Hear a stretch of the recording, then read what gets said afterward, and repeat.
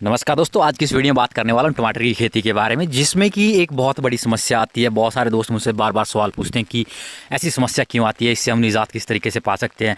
वो रहती है कि आपके टमाटर के पौधे में फूल कम आना, और दूसरी बात रहती है अगर फूल आ भी जाते हैं तो उसके बाद वो गिर जाते हैं, वो फ्रूट में तब्दील क्यों नहीं होते।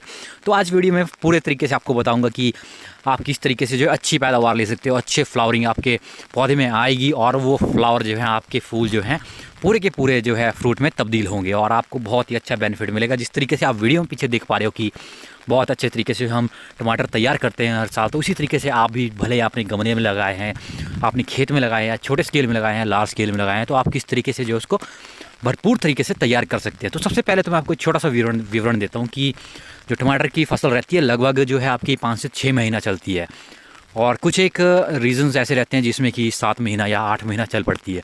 हालांकि ज़्यादातर जो फसल रहती है वो 5 से 6 महीने में ख़त्म हो जाती है, उसमें आप पूरी की पूरी फ्रूटिंग ले लेते हो।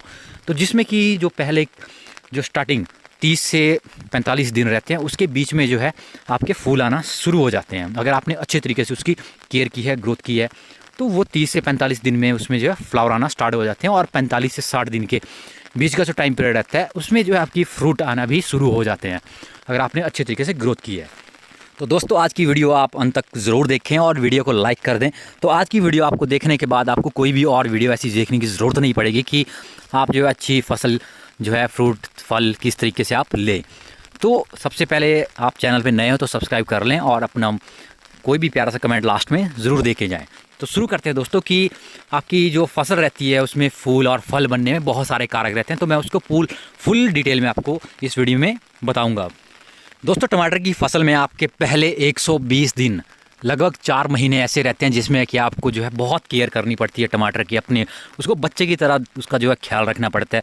4 महीने गुजर जाने के बाद जब आपका फसल जो है फ्रूट देना स्टार्ट कर जाती है, पक जाती है, तो उसके बाद आप उसकी इतनी ज़्यादा केयर नहीं करोगे तो भी चलेगा, उसकी कोई दिक्कत नहीं है, उसके बाद आपको फ्रूट देगा ही देगा। तो पहले 4 महीने में आपको क्या करना ज़रूरी रहता है, तो शुरू करते हैं। फिर सबसे पहला चरण दोस्तों आपका आ जाता है कि आप नर्सरी से पौधा जो है खेत में लगाते हो या गमले में लगाते हो, तो उसकी निंदाई पुरताई करना बहुत ज़रूरी रहता है। मैं लगभग 2,500 से 3,000 पौधों के लिए आपको बताता हूँ कि उसमें आपको जो है लगभग 6 किलो जो पहली आप निंदाई करते हो हल्की सी, जो कि आपकी रहती है 8 से 15 दिनों के बीच में जो आपको निंदाई करना रहती है, तो उसमें जो है 6 किलो के आसपास आप NPK या DAP उसके साथ पोटाश मिक्स करके जो है 6 किलो के आसपास जो है 2,500 से 3,000 पौधों में उसको हल्की सी मिट्टी के नीचे दबा दें। और उसके बाद आपकी पुरताई आती है जो कि आपकी रहती है 22 से लगभग 35-40 दिनों के बीच में आपको जो है उसकी पुरताई करनी रहती है, जिसमें कि 12 किलो आपके जो 2,500 से 3,000 पौधों में जो आपकी NPK या DAP डालना रहती है, जिससे कि उसको प्रॉपर ग्रोथ मिले और आगे उसकी जो ग्रोथ फ्लावरिंग फ्रूट में बहुत अच्छे तरीके से ग्रोथ करे। और इसके बाद बात करता हूँ दोस्तों कि उसमें जो है इंसेक्टिसाइड और फंगिसाइड भी आपने टाइम टू टाइम डालने हैं। हर इस तरीके से आपका अपना शेड्यूल बनाएं कि लगभग हर 7 से 10 दिनों के बीच में एक बार जो है उसमें फंगिसाइड और इंसेक्टिसाइड की स्प्रे ज़रूर करें। पहले आप इंसेक्टिसाइड की स्प्रे करें, उसके पश्चात 1 से 2 दिनों के बाद उसमें जो है कोई भी फंगिसाइड की स्प्रे करें। और अगर आप कॉन्टैक्ट फंगिसाइड या इंसेक्टिसाइड की स्प्रे करते हैं तो उसको जो है लगभग 2 दिनों का गैप डाल दें और लगभग 7 से 10 दिनों के गैप में ज़रूर करें।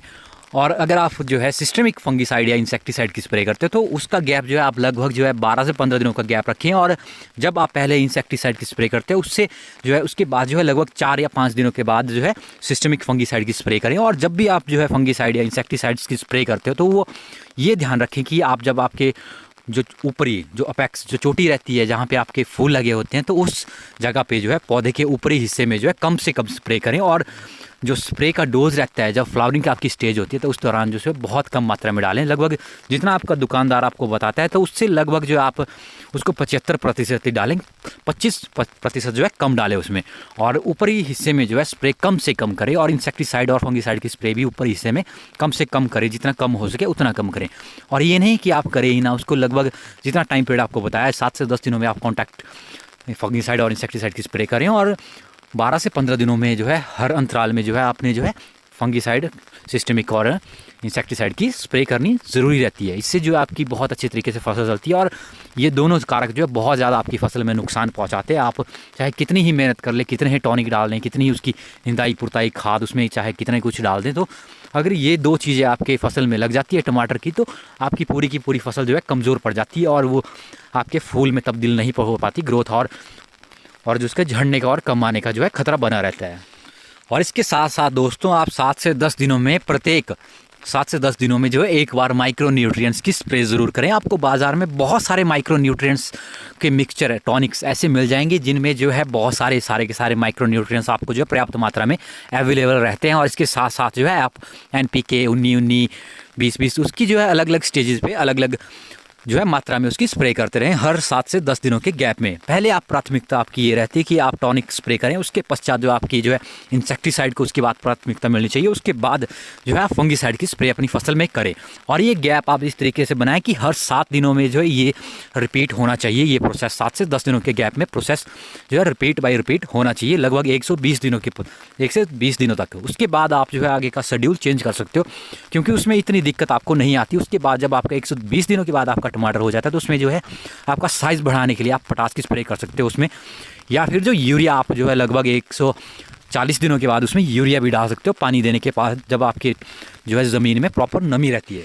और बात आ जाती है आपकी कैल्शियम और बोरोन की, तो ये दो जो माइक्रो न्यूट्रिएंट्स रहते हैं बहुत ही इंपॉर्टेंट आपकी फसल में रहती हैं, जिसकी अलग से जो है आपको स्प्रे करना रहती है। आप भले ही कोई भी माइक्रो न्यूट्रिएंट्स की स्प्रे करें, उसके साथ साथ जो है आप अलग से जो है लगभग एक 16 लीटर का पंप आता है जिसमें आप लगभग 50 ग्राम से लेके 100 ग्राम के बीच में जो है कैल्शियम बोरोन की जो है उसमें मिक्सचर मिला दें, पाउडर मिला दें, या फिर दानेदार आपको बाज़ार में मिल जाती है। उसकी जो है स्प्रे लगभग 7 से 10 दिनों में एक बार ज़रूर करें, या फिर आप कैल्शियम को डायरेक्ट पौधे की जड़ों के पास भी लगभग एक पौधे को जो है आपकी 3 से 4 दाने अगर कैल्शियम बोरोन के मिल जाते हैं तो वो प्रॉपर रहता है। उसको भी पानी देने के बाद आपकी ज़मीन में जो है प्रॉपर नमी बनी होनी चाहिए।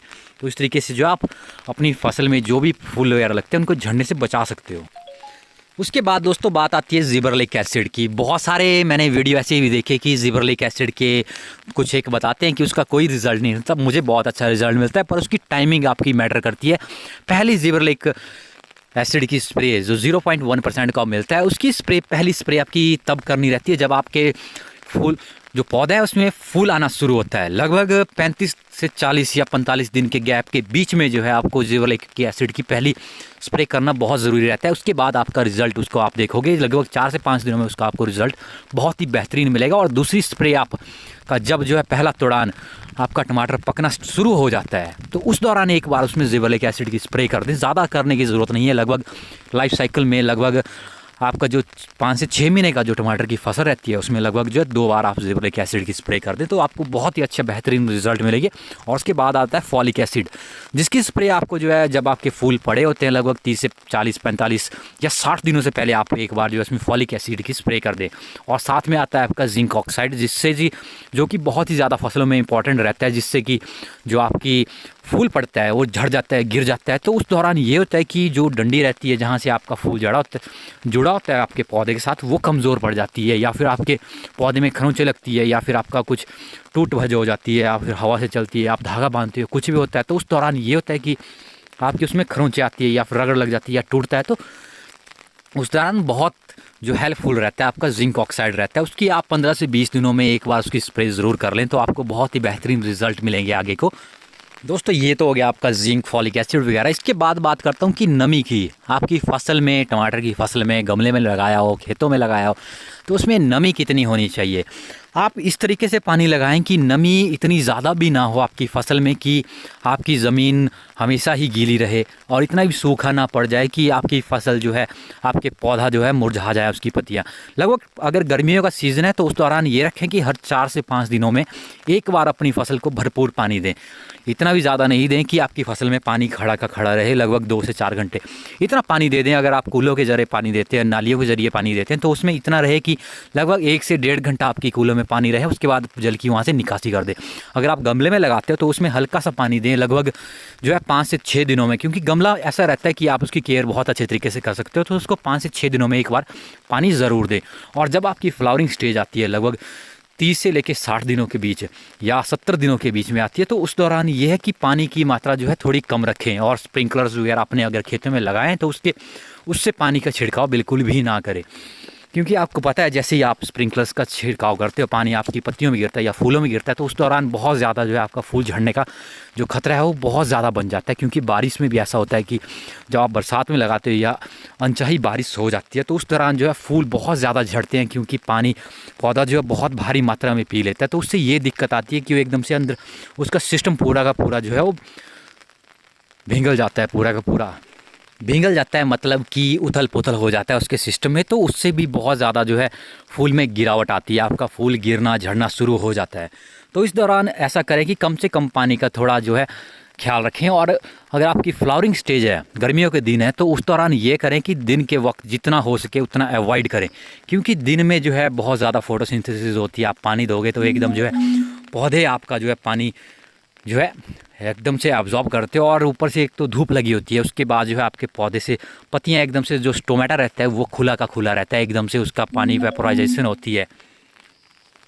तो इससे भी आपकी फसल को बहुत बड़ा झटका लगता है, जिससे कि आपकी फसल के फूल झड़ने में बहुत बड़ा कारक बन जाता है। और ओवर हीटिंग या फिर ज़रूरत से ज़्यादा बारिश भी, ये तो चलो नेचुरल प्रोसेस हैं, जिसमें कि आपका टेम्परेचर अगर 35 से 40 के बीच तक चला जाता है तो उसमें आपकी फ्लावर ड्रॉपिंग समस्या बहुत ज़्यादा आ जाती है। 40 से ऊपर चला जाता है टेम्परेचर तो उसमें बहुत ही ज़्यादा केयर करनी पड़ती है, और उसमें तो बहुत ज़्यादा फ्लावरिंग जो है वो गिरना शुरू हो जाता है। लगभग 35 डिग्री तक जो है टमाटर झल रहता है, उसमें आपको इतनी ज़्यादा दिक्कत नहीं आती है। 35 डिग्री टेम्परेचर तक जो अनुकूल रहता है, लगभग आपका 25 से 30 डिग्री तो बहुत अच्छा जो है टमाटर की फसल के लिए रहता है। लगभग 35 तक भी उसमें इतनी ज़्यादा दिक्कत नहीं आती। जब 35 से ऊपर चला जाता है 40 तक तो उसमें दिक्कत आना शुरू हो जाती है। जब 40 से ऊपर चला जाता है तो उसमें आपको बहुत ही ज़्यादा दिक्कत आती है आपके टमाटर के फूल झड़ने में। तो उसका तो आपको कुछ ना कुछ निवारण करना पड़ेगा, या आप ऐसी स्टेज में लगाएं या ऐसी जो सीज़न रहता है उस दौरान लगाएं कि आपकी जो है टेम्परेचर उतना रहे, अनुकूल रहे उसके वातावरण के अनुसार। और दूसरी बात आगे ये आता है कि जब आपकी जगहों पे कोहरा पड़ता है या ठंड पड़ती है, बहुत ज़्यादा कोहरा या धुंध जिसे आप कह सकते हो, वो पड़ता है तो उस दौरान आपकी फसल पूरी की पूरी ख़त्म हो जाती है। आपको उस दौरान टमाटर लगाना नहीं चाहिए, क्योंकि कोहरा पड़ता है उससे जो है पूरा जो टमाटर की फसल रहती है बहुत ही ज़्यादा जो है सेंसिटिव रहती है, वो एकदम से सूख जाती है, ऊपर से आपका सूखना स्टार्ट हो जाता है नीचे को, और वो आपके पत्ते फूल सब कुछ झड़ने लग जाता है, ख़त्म होने लग जाता है। तो ऐसा करें कि आप जब भी कोहरा पड़ता है तो उस दौरान फसल को ना ही लगाएं तो बेटर रहता है। अगर आपकी फसल पहले से भी लगी हो और उस दौरान पकना शुरू होती है कोहरा आपको पता है कि लगभग दिसंबर जनवरी या फरवरी में कुछ एक राज्यों में पड़ता है हिंदुस्तान के, या कहीं भी पड़ता है। तो उस दौरान ये रहता है कि आपकी फसल जो है, जो टमाटर आपके पकने वाले होते हैं वो भी नहीं पक पाते हैं, और टेम्परेचर बहुत ज़्यादा डाउन चला जाता है तो उसमें ये होता है कि आपके टमाटर फटना स्टार्ट हो जाते हैं बीच में से।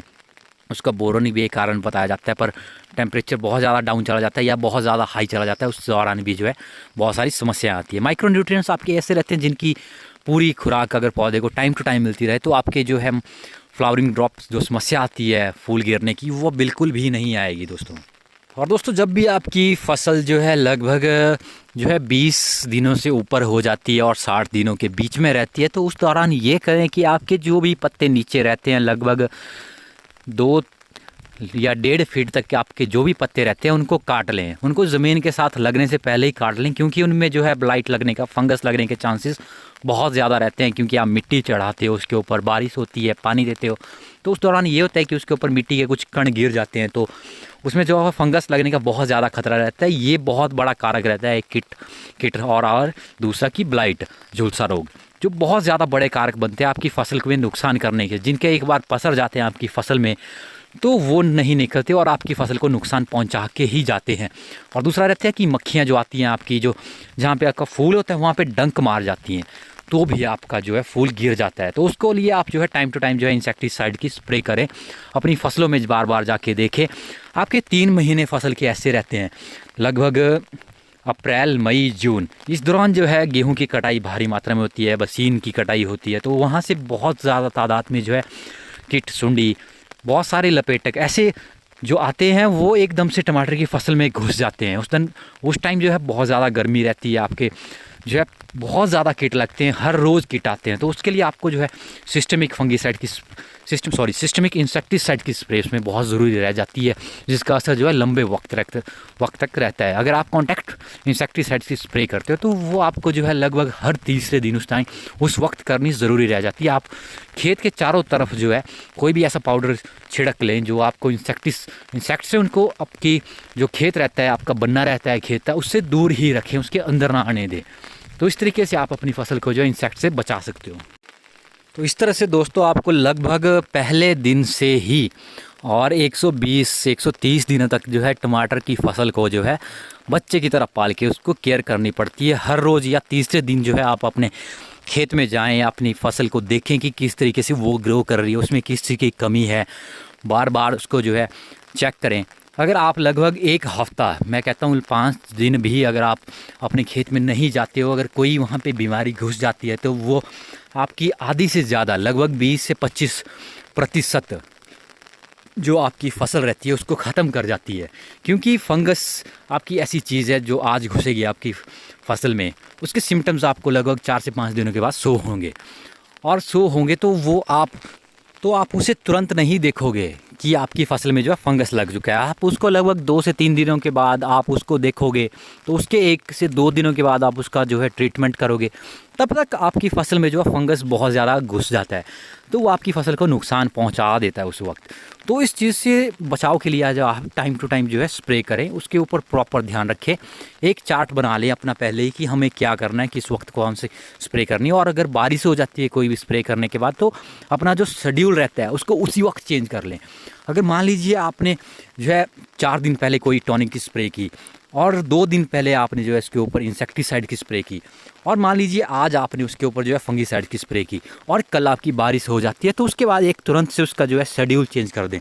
परसों उसमें जो है आप दोबारा से फंगीसाइड की स्प्रे कर लें और आगे का प्रोसेस जो है उसको लगभग 4 से 5 दिन पीछे कर लें और दोबारा से उसके जो है 3 से 4 दिनों के बाद उसमें टॉनिक की स्प्रे करें। उसके बाद आपका रहता है इंसेक्टिसाइड की स्प्रे करें, दोबारा से फंगीसाइड की स्प्रे करें। तो इस तरीके से जो है आप अपनी फसल को बहुत अच्छे तरीके से बचा सकते हो। दोस्तों, आप चैनल पे नए हो तो सब्सक्राइब कर लें, और आपको चैनल पे बहुत सारे छोटे छोटे पार्ट्स में मैंने हर एक जो है स्टेज या बीमारी, कोई भी आप किस तरीके से निंदाई पुरताई, खाद, डंडा किस तरीके से गाड़ोगे, धागा किस तरीके से बांधना है, उसकी आपको अलग से हर एक पार्ट की वीडियो आपको जो है चैनल पे मिल जाएगी। अगर आप चैनल पे नए हो तो सब्सक्राइब कर लें, और अपना मूल्य समय देने के लिए बहुत बहुत धन्यवाद। दोस्तों, मुझे लगता है कि आपको सभी सवालों के जवाब मिल चुके हैं। अगर कोई फिर भी आपके मन में कोई सवाल सुझाव रहता है तो कमेंट बॉक्स में ज़रूर लिखें अपना। अमूल्य समय देने के लिए बहुत बहुत धन्यवाद।